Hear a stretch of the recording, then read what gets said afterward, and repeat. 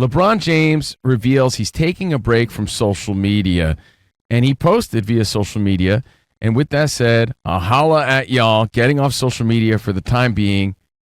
Y'all take care.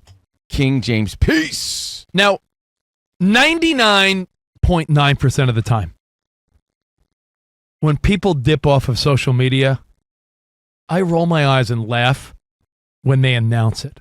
Like when your Uncle Hank's like, yeah, I'm sick of fighting about politics. I'm leaving Facebook. Yeah, it's not an airport, Uncle Hank. You don't need to announce your departure later. Right. It's very attention-seeking. Like, I'm dipping away from Instagram. It's like Uncle Hank wants you to say, no! Don't go! Come on, Uncle Hank, really rethink this. You can't be serious. LeBron James is not Uncle Hank. I'm leaving Snapchat and TikTok for a little while. Oh, no, please. Kylie, why? Like, most of the time, if it's a regular person, the question is, why do you even have to announce it? However, with LeBron James, I feel differently. Well, it has to do with all the hate and negativity in the world and all the negativity surrounding sports and all the opinions. That's the impression that I got, Mighty Mighty Boss Tone style. That's the impression that I get. Good one. The negativity about LeBron, the Lakers, LeBron's show. And he's like, you know what? Amen. I'm out. So, based on that, what do you think about him announcing? I agree with Rich, actually. When Rich and I agree, it's fact. When you're LeBron James, your social media posts are a major part of your brand and your life. You have millions of fans. They carry weight.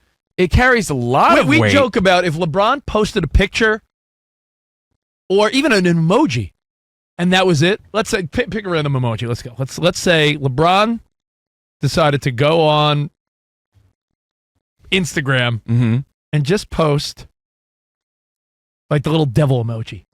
Who, me? Or the poop emoji. Or I don't know, the curious looking cat. Devil's a good one because it would make you speculate so much. Like, ooh, what is he? Oh, is this the dark side of LeBron? Dude, what's going on? The next day, every sports TV show and radio show would be like, what do you make of LeBron's devil emoji? Right. So but to say his social media posts don't carry weight, you'd be lying to yourself. That's BS. They do. It's also the post-game show. It's his PR. It's everything. When he's off the court, hey, what's LeBron up to now? That's the world we live in. So for LeBron to just disappear, that would cause more speculation than him just announcing he's leaving, right? Let's all of a sudden, if you're a diehard LeBron guy, assume that he's just stopped posting. You'd be thinking, well, where's LeBron? Yeah, and it's funny you would say, and you would speculate even further, something's wrong. It's funny you would say diehard LeBron guy because I think this applies even more so to the people that hate LeBron. Yeah, because you're always waiting to see what he's going to say. Well, what's he saying what's now? What's going on? What's on his mind? I mean, that's part of his brand. That's part of everybody's life for the most part in today's world, especially in athletes' world, especially in LeBron's world. That is his PR. That's where he speaks his mind. That's where he does his thing. Is Big Mike who runs his place? Yeah, Mike. Mm-hmm. Mike. He looks like Rick from Pawn Stars. He said... but more handsome because Mike has a scruff now. Yeah, he's got a nice beard. Yeah. Mike said LeBron's sort of doing the opposite of an Irish accent. He can't just be like, all right, bye, and right, be sleek about his getaway. Let's bring it back to Uncle Hank. If Uncle Hank pulls the old Irish exit and stumbles out the door without saying goodbye, it might take a few hours for anyone even notices Uncle Hank's gone. Hours? Yeah, Uncle Hank left? Oh, I didn't realize he left. Yeah, because Uncle Hank just dipped out. If LeBron leaves a party, all eyes are on LeBron. They know he left the party. So he has to announce because he's LeBron. It's that simple. Does it make one's eyes roll when people announce they're leaving? Like didn't Ellen DeGeneres announce that she's leaving today? Ellen and Portia are leaving the United States because of Donald Trump. And to that I say, I liked your comedy special. Bye. Yeah, it's like see ya. How Green Day says, good riddance. Whatever. Yo, Ellen, you don't like it? Get it. Don't let the door hit you. But LeBron James has an expectation. People are tuning in. you have to look at social media like a show of sorts. It's like, how come this show isn't airing? It needs an explanation. He's LeBron. You're not. That's the way I view it. He's a superstar. And if you can't understand that LeBron James is different than your Aunt Sharon posting on Facebook. Hey, leave my Aunt Sharon out of this. She's my godmother. If you don't see the difference between Aunt Sharon posting her Thanksgiving stuffing recipe and saying, you know what, forget it. I'm leaving Facebook. I'm sick of people fighting. That's way different than the biggest superstar in the NBA since Michael Jordan for the last 25 years saying, I'm taking a little break. If I don't announce it, everyone will analyze it, discuss it, and it's the first question everyone's going to ask at a post game. So LeBron pretty much preemptively told the world, I'm dipping away for a minute. What is a minute, by the way? Few days, few months, few weeks, a year? Is he going to be like, psych, I'm back, because he can't resist it? Does he have burner accounts like Kevin Durant? Does he still peak every once in a while? And also put this in perspective. We all know how life has changed thanks to anti-social media. Look at today's kid. They can't even make eye contact because they're so socially awkward as a result. We remember life before social media. We know how it's changed us, and we know how toxic it is. Can you imagine what it must be like for LeBron James to sign on and see all that feedback all the time? Relentless. It has to affect you. I don't care how bulletproof you think you are. I don't care if you call yourself King James. I don't care if you're the GOAT. I don't care if you have the greatest self-esteem of all time. It's gonna wear on you eventually. And enough's enough. It has to get to a point where it's not helping you, right? And he's in a good place. The team's playing well.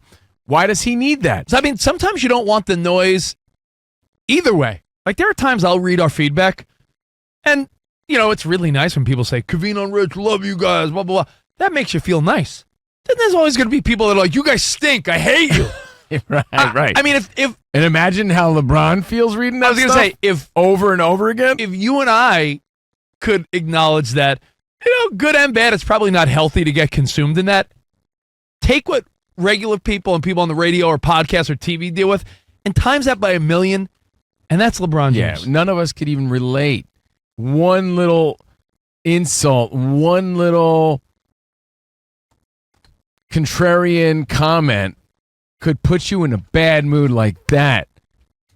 You know how sensitive the average person is? And when I say the average person, I don't even mean myself and Rich. Not that we're not average people, but we garner a lot of feedback where people diss on us. So we're a little more used to it. The average person, if he gets some sort of backlash, their feelings are hurt. So imagine being LeBron for 1 second. Let me give He's you... off social media. What's the worst thing about social media, though, Rich? What do you think is the worst thing about it? Let me give you perspective just for a second. We were talking about Sly Stallone yesterday and Tyson. Yeah. That's Sly Stallone, official Sylvester Stallone. That post where he insinuated the Tyson-Jake Paul fight was fixed, it has almost 6,000 comments.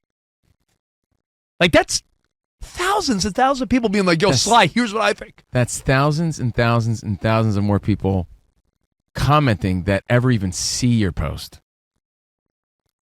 Most people, a few, maybe 100 people saw your post. This guy has 6,000 people commenting.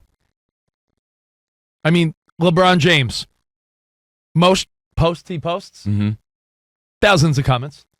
And, he lets us in on his family. It's sort of expected in today's world. We want everything. We want to see your backyard. We want to see what you're cooking tonight. We want to see your pajamas, what you're wearing. He lets us in on a lot. He let us in on his family. And when you do that, you do open yourself up to a lot of criticism that you don't want to hear. I mean, how do you think we know about Taco Tuesdays? From LeBron. We know about Taco Tuesdays, but how do we associate him with that? Because he took us into his family's dinners. Tried to trademark it. Yeah. So we know the effect on a kid's self-esteem. We know eventually it must wear on your self-esteem. What are your thoughts on him leaving social media? How long do you think he's going to last? And do you think, honestly, we should all take a page from this? Man, the FOMO I have not being on it is real. So you can imagine how a kid feels. I'm an adult or a grown man boy, whatever you want to call me, who knows what life was like without it. And I am glued to it. I want to read the feedback. I want to be involved. I want to know what's going on. I want to know the latest breaking story. I want to know the score of this game, that game. So for me to not be on it, man, that would be like torture. And that's pathetic. That is so pathetic to admit, but it's the truth. So it does make me think, when I hear LeBron taking that stance, it does make me think, well, should we as adults, me specifically, but all of us, have more discipline in cutting back and saying, hey, even 2 or 3 hours a night is probably too much. Should we follow the lead of not only LeBron, but our very own Iowa Sam, who doesn't put himself out there on Instagram and doesn't allow himself to be, I don't even know how you view it, Sam, but doesn't let these ways, these thoughts infiltrate your sanctity? So what are your thoughts on it? I'm thinking, based on LeBron, I'm thinking I need to cut back. I'm not going to say I'm going to be off, but it does remind me that maybe I should cut back a little. I mean, it's only by pure distraction of having 2 little kids. There are days where I miss something, and Covino's like, bro, how did you miss that? And, sometimes when you're busy, I'm almost okay with it. Like, yeah, I missed it, and I'm fine with that. Yeah, you bring up kids, Rich. That's a great point, because ever since I had little baby Koa, now I have to take screenshots and copy articles and send them to you guys for show topics. But besides that, I don't care about celebrities' personal lives. I don't care what they're tweeting. I'm not following any of that. I couldn't care less about those things on social media. Trends are funny, though. And memes are funny. There's right. things that go viral where you don't want to feel like you're left out from everybody else talking about it. You don't want to be the last guy to know, right? Yeah, and what we do for a living, we kind of got to be in the know on things that are topical, that are current. That's a personal and internal battle that I deal with because we're on the radio, right? We can't be the last to know these things, and sometimes we are. Everybody has a different algorithm. Yeah, but Cove, watch your screen time, because a lot of us, we take our phones to the restroom. We take our phones and sit it in front of us while we're eating. What happened to people reading books? You know what I mean? Danny, wouldn't you love to see your stats of pre-internet time on the ball and post-internet time on the ball? Yeah, and you know what? I bet your bowl sessions went from like 15 minutes to like a half hour. Well, and when I was away ridiculous. I was away for I can't feel my legs. My anniversary for a couple of days. I'm actually in the middle of a good book, and it's such a weird feeling because to be reading a book instead of being glued to your phone, it's refreshing. We were talking. I bet it is. We were talking to Mike before the show. We were like, well, before social media, what do you think you'd be doing with your spare time now? And he said, probably just watching movies and TV. That's true. We're like, oh, that's true too. It's not like we'd be out there building a cabin or something. I mean, it's not like we were so productive and now we're not. You were just like, right. So that makes you distracted feel a little better. Other nonsense. But you know what, Danny, the kid thing, let me give everyone a piece of advice. Someone told me this, and I tried my best to do this. And listen, no one's a perfect parent. You try your best. I'm sorry, Kurt Hennig was Mr. Perfect. He was perfect at everything. He caught his own touchdown passes. That is true. Bold 300s. He had more threes than James Harden. Not quite Steph, though. Not quite Steph. When I get home from work every day, I sit in my car for 5 minutes, and I wrap up my text messages to you guys, check my email, look at how the market closed today, some stocks. I do like 5 to 10 minutes of in my car by myself, because I don't want to be the guy that walks in the front door and when my kid's like, Dad's home, I don't want to be like, yeah, that's great, kid. I'm looking at Instagram. I don't want to be that guy. So you look at all the butt cheeks before your wife says hello? I make sure to look at that last pair. I make sure to see, all right, Danny G got what he needed. Spot knows what clip we want posted. All right, good. Let me check out for at least the first 15, 20 minutes I'm home with my kids. Because do you think your kids want to be like, Dad's home or Mom's home? And you're like, that's great, kid. And you're scrolling? That's embarrassing. Is it like Marley and Me? Remember when he did the same thing? He sat out in his car, but Jennifer Aniston caught him. She's like, what are you doing sitting out there in your car? I just need that time. So it sounds corny. It does. Let's be real about it. What LeBron James has said sounds corny. Like, oh, you're leaving social media. Well, then beat it, dude. But I understand. I get it. And I can't even begin to imagine what it's like to read feedback if you're LeBron. Could I add one layer to this? Come on. Can I add one layer? I think we should all take a little piece of that and roll with it and bring it back to the way things used to be a little bit. Let me ask one more question, Yeah. one layer, and then we'll come back and take all your feedback. 877-99 on Fox, at Covino and Rich if you're on social media. Hey, follow us. Waste time with us on Instagram. If you got kids, Danny G's got a little baby boy. My kids are 7 and 4. Dan Byers got a little kid. Covino, you have a teenage daughter. Teenage pain in the ass. What? I read a great article about the pros of not letting your kids on social media until they're 16, and some people are like, it's impossible. Good luck with that. But It's they're great saying in theory. They're saying the damage social media does to especially a young girl's self-esteem at 13, 14 is terrible. Because you're trying to keep up with the Kardashians.